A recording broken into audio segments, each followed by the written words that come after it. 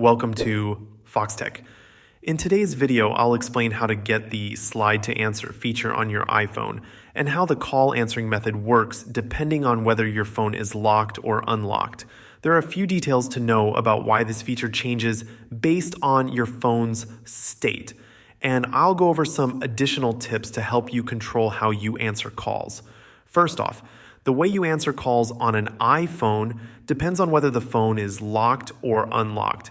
When your iPhone is locked, you'll see the slide to answer option. This setup is actually a security feature. It's designed to prevent accidental call pickups when your phone is in your pocket or bag.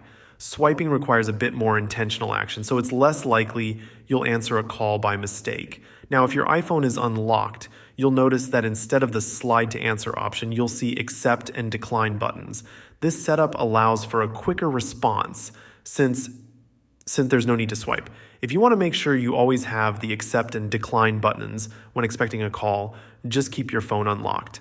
For those who want even more control, you can enable Assistive Touch on your iPhone. This feature provides a virtual button on your screen that you can customize with shortcuts, including options for answering or declining calls. To set this up, go to Settings, tap on Accessibility, then Touch, and finally enable Assistive Touch. Once it's on, you can set up a shortcut specifically for call handling, giving you a bit more flexibility. It's also worth mentioning that iOS doesn't let you permanently switch between slide to answer and accept, chat, decline. The setup will always change depending on whether your phone is locked or unlocked.